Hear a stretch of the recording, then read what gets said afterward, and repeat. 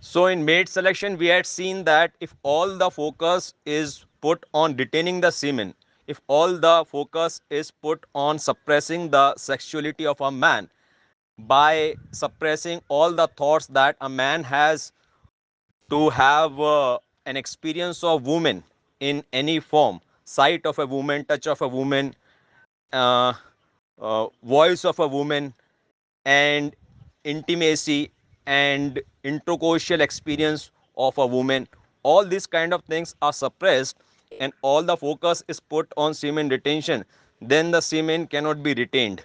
Semen can be retained only if all the focus it put on the superiority, on the creative activities, all the chakra exercises which increase a man's intelligence, intuition, courage, adventure, humor. Then the brain becomes the sucker of the sexual energy from the. This is a third voice note in the series, the visibility of which is restricted to 124 handpicked contacts. What we had seen next is that if all the focus is put on making the mind a beautiful mind, an inquisitive mind, an intelligent, intuitive mind, creative, courageous mind, humorous, adventurous, exploring mind, then the brain starts sucking all the energy from the sperm. And if the man continues this lifestyle for decades and years, then the brain bypasses the sperm, the need to retain the semen, and all the energy is sucked from the chakras, through the chakras from the cosmos. So this was a summary of semen retention. This is the fourth voice note in the series with visibility all 3786 contacts. What we had seen as the message of mate selection is that objective of man's brain is to be able to find a mate or to become a superior person that a mate can find. Now, in order to achieve that level, a person has to make himself more and more intelligent, more and more confident, more and more charismatic, more and more creative, more and more adventurous, more and more witty, more and more well read, more and more well traveled, more and more well educated. So if a man walks this way, then he becomes more and more qualified for the mate selection. Please understand. And this is where all the sperm must go. This is the fifth voice note, and the visibility is hand-picked contacts. We had seen that all the actions of humans should be rational and logical and in accordance with the natural laws of nature, according to the properties of supernatural forces in universe, according to the laws of infinite forces of the nature, the leela of which, the play of which is essentially this world is. Please understand, this whole world, this voice note, this listening, this recording is basically leela of certain fundamental electromagnetic and other forces which are yet not explored by science or engineering, but essentially it is a leela of infinite forces.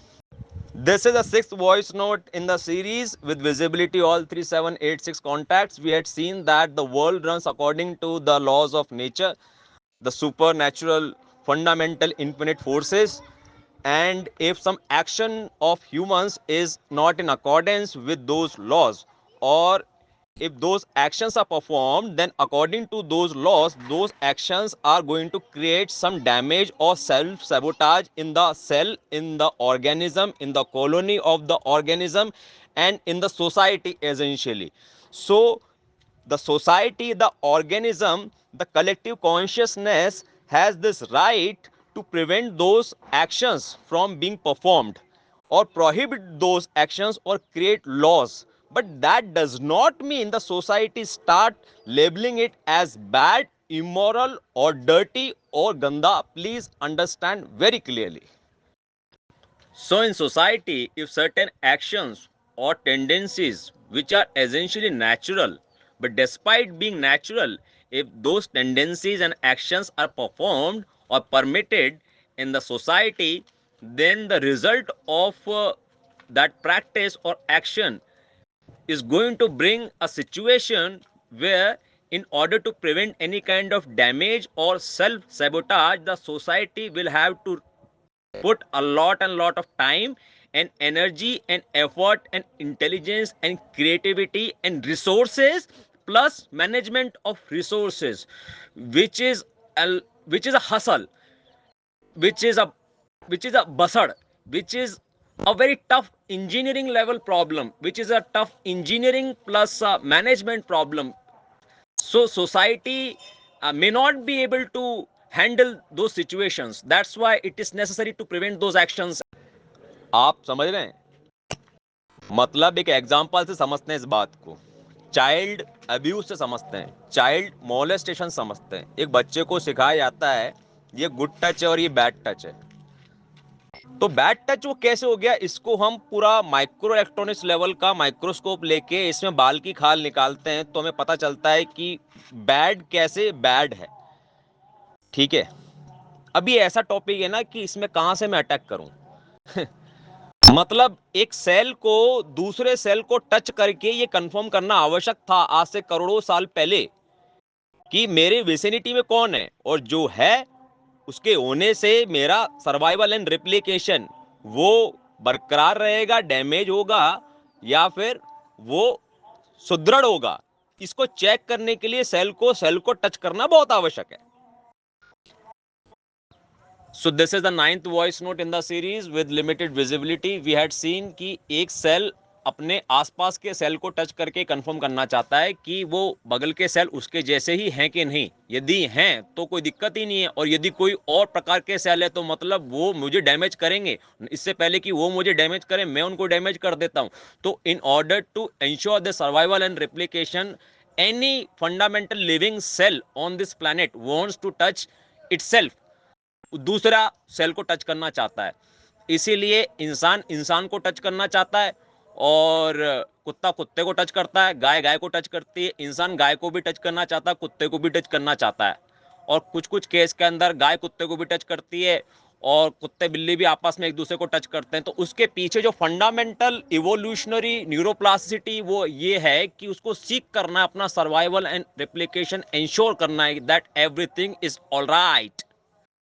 Previous note was restricted to the handpicked contacts. तो जो कुत्ता कुत्ते को touch करना चाहता है, आदमी कुत्ते को टच करना चाहता है, गाय गाय को टच करना चाहती है, चिड़िया चिड़िया को टच करना चाहती है। तो साइंस जो उसको समझ पाया है वो इतना सा समझ पाया है कि ऑक्सीटोसिन रिलीज होता है तो दोनों के ब्रेन को अच्छा लगता है, कंफर्टेबल फील होता है कि सही है everything is all right, just nice nice goody goody gentle gentle. ठीक है, लेकिन हमारा ऐसा कहना है कि साइंस की हद है कि वो बोल रहा है कि ऑक्सीटोसिन है। मतलब सेल तो एक लिविंग ऑर्गेनिज्म है इलेक्ट्रॉन लेवल पर, और इलेक्ट्रॉन के पार भी जाके जो वेव लेवल पर यदि आप देखें तो क्वांटम जो फिलॉसफी है वो ये कहती है कि सेम वाइब्रेशन को अट्रैक्ट करती है, मतलब उसके साथ मैच करना चाहती है। नेगेटिव नेगेटिव के साथ पॉजिटिव, पॉजिटिव के साथ गुड फीलिंग के साथ में नेगेटिव फीलिंग के साथ में। तो ये सेल का बिहेवियर नहीं है, ये बहुत ही शिवा का बिहेवियर है। क्वांटम पैकेट जो शिवा है ना उसका बिहेवियर है अपने आप को डू नॉट टच करना। अच्छा, इससे पहले कि आगे कुछ बोलने समझने की जरूरत है कि जो बेवकूफ आदमी होता है, जिसके पास दिमाग कम होता है, वो जल्दी जल्दी कंक्लूजन पर पहुंचना चाहता है, और वो बस एक चीज चाहता है कि जल्दी से मुझे बता दो कि ये अच्छा है कि बुरा है, ये अच्छा है कि गंदा है, ताकि मैं अपने काम पे लौट जाऊं। काम कौन से है, उसको चाय पीनी है, बीड़ी पीनी है, रील स्क्रॉल करनी है, राम मंदिर के ऊपर उसको एंगेज रहना है, फिर उसके आधार पर उसको वोट देना है, फिर उसको उसका जो 85% पैसा है वो सरकार ने खा रखा है, बचा हुआ 15% के लिए उसको सुबह से लेकर शाम तक अपनी उम्र तमाम करनी है। जॉब पे जाना है, स्कूल जाना है, कॉलेज जाना है, तो ये सब काम पे उसको जाना है। उनको ऐसा बोल रखा है कि ये सब गंदी बातें हैं, इधर दिमाग मत लगाओ, कुछ करियर बनाओ, अपना अपना कुछ नाम कमाओ। हालांकि जो करियर बनाना और नाम कमाना है ना, वो भी इसी गंदी बात को मुकम्मल करने के लिए ही है। ये बात we have already seen in mate selection, please understand. तो छोटे बच्चे को जब कोई मर्द टच करता है अपनी गोदी में बिठा के, गुड तरीके से या बैड तरीके से, तो जो बेवकूफ लोग होते हैं जल्दी जल्दी कंक्लूजन बताओ, उनके हिसाब से यदि चलें तो मान लो कि जो आदमी है उसकी सोच गंदी है, गंदा आदमी है, वो अपनी गोद में बिठा के बच्चे को गंदी तरीके से टच करता है, और इसके पीछे लॉजिक ये है सोसाइटी का कि वो उसके साथ अल्टीमेटली सेक्स कर लेगा। अब सेक्स कर लेगा तो उसमें क्या क्या ऐसी चीजें हैं जो प्रकृति के नियमों के विरुद्ध है, ये आपको देखने की जरूरत है। पहली बात तो जब सेक्स करेगा तो उसका जो सेक्सुअल ऑर्गन है उसके अंदर आदमी अपना सेक्सुअल ऑर्गन डालेगा तो ये बहुत पेनफुल होगा, तो वहीं पर ही डैमेज और सेल्फ सैबोटाज हो गया, क्योंकि उसके ऑर्गन्स में उतनी प्लास्टिसिटी नहीं है, उतना उतने मैच्योरिटी नहीं है। तो आप ऐसे बोलिए कि ये प्रकृति के नियमों के खिलाफ है, आप ऐसे मत बोलिए कि चरित्रहीन और गंदा आदमी है, उसको रोकिए, वो काम नहीं होगा, लेकिन उस करने वाले को गंदा मत बोलिए, ये मैं कह रहा हूं।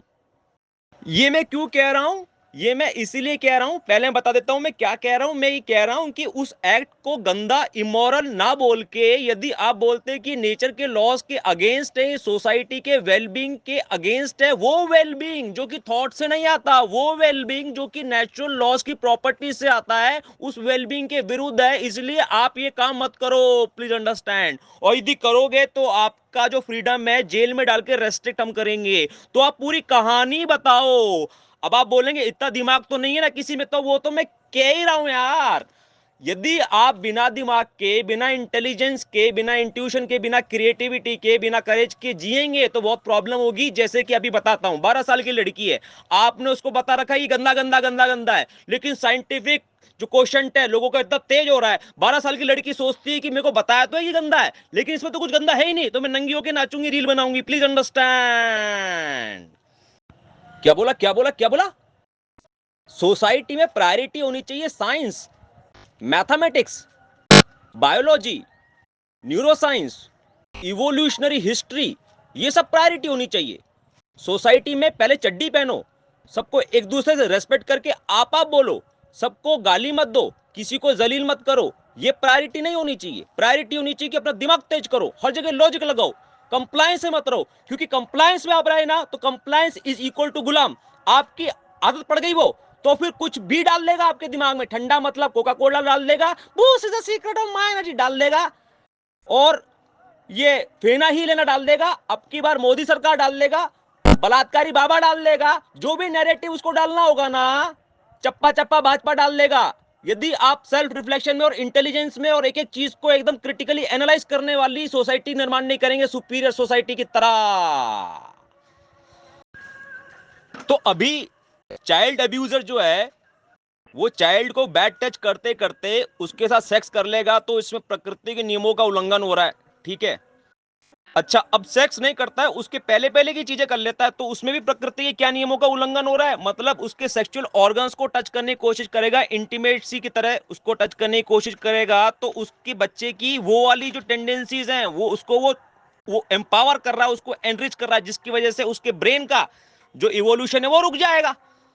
तो आप देखेंगे कि जो उसके स्पर्म की शक्ति ब्रेन को सुपीरियराइज बनाने में, ब्यूटीफुल माइंड बनाने में जाने वाली थी, आपने उधर ले जाने की बजाय आपने उधर काम तेज कर दिया उसके पेल्विक रीजन में, तो बेसिकली ये एक प्रॉब्लम हो गई। बट मैं आपको ही बता रहा हूं कि साइंटिफिक लेवल पर आपकी इतनी ताकत है क्या प्रकृति के नियमों को तोड़ सके, आपके ब्रेन में इतनी प्लास्टिसिटी है क्या? यदि है तो बहुत एक्सेप्शनल केस में कई हजारों साल में एक बार आपको अलाउड हो जाएगा। अच्छा, वो 1000 साल में एक बार पॉसिबल हो जाएगा, इसको बताने से पहले ये समझा देते हैं कि ये सब कहानी हम क्यों सुना रहे हैं, इसका उद्देश्य क्या है। अपनी दुकान चलाना ऑफ कोर्स वो है, बट उससे बड़ा कोई कॉज है क्या? वो ये है कि सिन क्या है, गलत क्या है, अपमानजनक क्या है, चरित्रहीनता क्या है, इन सबको रिडिफाइन करने की आवश्यकता है, प्लीज अंडरस्टैंड। जैसे हमने रिडिफाइन किया है पूरे 40 मिनट के लेक्चर के साथ में रेस्पेक्ट को, जैसे हमने रिडिफाइन किया है 40 प्लस 40 प्लस 40 मिनट के लेक्चर्स में ईगो को, अहंकार को, जैसे हमने रिडिफाइन किया है लव को, जैसे हमने रिडिफाइन किया है बड़े बड़े निबंध लिख के और लेक्चर देके अपमान को, सम्मान को, क्रोध को, प्लीज अंडरस्टैंड। तो वो सब कुछ रिडिफाइन करने की आवश्यकता है, इसलिए एक एक अच्छी चीज को, एक एक गंदी चीज को माइक्रो इलेक्ट्रॉनिक्स के माइक्रोस्कोप से क्रिटिकली देखने की आवश्यकता है। तो ये एक भाई साहब हमारे साथ में खड़े हैं, इनके साथ डिस्कशन करते हुए बात यहां तक पहुंच गई कि फिर प्यार क्या है, लव क्या है। तो लॉजिक के हिसाब से चलते हैं, ठीक है। क्योंकि आगे की सारी बात भी क्लियर होनी जरूरी है, क्योंकि हर जगह लव लव आ जाएगा। और लव से हम याद दिला दें, जो पीडोफाइल होता है ना, वो भी बच्चे को लव करता है। वो ऐसा नहीं सोचता कि मैं कोई जुर्म कर रहा हूं, वो तो सोचता है मैं बच्चे को प्यार कर रहा हूं। तो वापिस आ जाते हैं प्यार की डेफिनेशन पे आ जाते हैं। आप मेरे को क्या पूछ रहे हो? आपको नहीं पता? आपने फिल्म में देखा नहीं? फिल्म से देख देख के आपने कभी अपनी माँ को, अपनी किसी गर्लफ्रेंड को, किसी बच्चे को या कुत्ते को ऐसे बोला नहीं, I love you, I just love this ice cream, I love you? तो वो आपने कब बोला था? आपके जहन में अलग अलग प्रकार के भाव आते हैं, तो जो टॉप का और सबसे बेस्ट फीलिंग भाव है ना, वो लव है। ये कितना सिंपल है, इसमें कुछ कॉम्प्लिकेशन है क्या? तो ये भाई साहब बोल रहे हैं कि एक लड़का लड़की जब प्यार करते हैं तो वो कुछ प्यार है, और जो लड़का लड़का आपस में प्यार करता है तो वो कुछ और है। अरे लड़का लड़का लड़की लड़की पे क्यों जा रहे हो? आप सीधे दिमाग पे क्यों नहीं जाते हो? कि दिमाग के आपके अलग अलग हिस्से हैं जहां पर कुछ कुछ एक्शन करने से, कोई कोई एक्सपीरियंस पहुंचने से, पांच इंद्रियों के माध्यम से कुछ देखा, कुछ सूंघा, कुछ सुना, कुछ टच किया, कुछ जुबान पे लगाया, तो पांच माध्यम से आपके ब्रेन में, न्यूरॉन में अलग अलग प्रकार की इंफॉर्मेशन जाती है, इंप्रेशन जाते हैं, और ब्रेन के सर्टेन हिस्से, प्लेजर हिस्से, उनमें जाके मजा आता है या खुशी मिलती है। तो उसमें थोड़ा अच्छी हवा चलती है, पंखा चलता है तो भी मजा आता है। फिर कुछ अच्छा चिकन बिरयानी खा लेते हैं तो मजा आता है। फिर किसी के साथ घूम लेते हैं, मजा आता है। बाइक चलाते हैं, मजा आता है। किसी के साथ प्यार करते हैं, मजा आता है। तो ये अलग अलग प्रकार के क्या है, प्लेजर लेवल्स हैं, जो अच्छे बुरे की कैटेगरी में इसलिए डिवाइड किए गए हैं बिकॉज रिसोर्स मैनेजमेंट उतना नहीं है, और सोसाइटी की इंटेलिजेंस और क्रिएटिविटी और प्लासिडिटी उतनी नहीं पहुंची कि मैनेज कर सके। Please understand. तो एक लड़का लड़की आपस में प्यार करते हैं, उनको एक दूसरे के साथ में रहने में इतना मजा आता है कि उनको किसी और ह्यूमन के साथ में रहने में उतना अच्छा नहीं लगता है। तो ऐसे दो लड़के एक दूसरे के साथ रहते हैं, बोलते हैं आई लव यू, क्योंकि उनको एक दूसरे के अलावा किसी और ह्यूमन के साथ में रहने में, समय बिताने में उतना मजा नहीं आता। तो आप ऐसा बोल रहे हैं कि यार जब लड़का लड़की के साथ रहेगा तो उसको उस ह्यूमन का देख कर, सूंघ कर, सुनकर, टच करके जो इंफॉर्मेशन ब्रेन के जिस हिस्से में जाके कुछ प्लेजर देगी, वो कोई बहुत अलग दुनिया में है। और एक लड़के को लड़के के साथ में जो सारे इंफॉर्मेशन के माध्यम से प्लेजर मिलेगा, वो एक कोई अलग ही अतरंगी दुनिया में। आप ये कहना चाह रहे हैं क्या? मैं तो कहना चाह रहा हूं कि वो एक ही कॉमन सेंट्रिक कॉन्शियसनेस है जहां पे जाके वो प्लेजर मिल रहा है। तो आप बेसिकली ब्रेन के लेवल पर कैसे निर्धारित कर सकते हो कि सही है कि गलत है? मैं तो ये आपसे पूछना चाह रहा हूं। और आगे सुनो, एक लड़के को एक लड़की के साथ में रह के, या फिर एक गे लवर को अपने गे लवर के साथ में रह के, उसके साथ समय बिता के इतना मजा आ रहा है, इतना मजा आ रहा है कि खाना भूल गया, वो पानी भूल गया, वो रील भूल गया, वो बैठना भूल गया, वो बस उसको देखे जा रहा है। उसकी उसके शरीर से आने वाली स्मेल को, उसके पूरे के पूरे, देखो यार ये बात मैंने पहले भी बताई थी कि कोई एक इंसान दूसरे इंसान को देखता है ना, तो उसमें 1/6 सेकंड लगते हैं। लेकिन एक इंसान का ब्रेन दूसरे इंसान की प्रेजेंस को जितने टाइम में सेंस कर लेता है ना, उसमें 1/20 सेकंड लगते हैं। मतलब कि आंख में से देखा कि सामने कौन है, उससे पहले ब्रेन को पता चल गया कि डैमेज करने वाला है, कि कंफर्ट होने वाला है इसकी प्रेजेंस में। आप समझ रहे हैं? तो जब आदमी कई कई घंटे बिताएगा ह्यूमन के बीच साथ में रह के, तो उस लेवल का न्यूरोप्लास्टिक फायरिंग आप समझ, आपकी औकात है क्या ये डिसाइड करने की क्या सही है क्या गलत है? सच ए स्टूपिड सोसाइटी।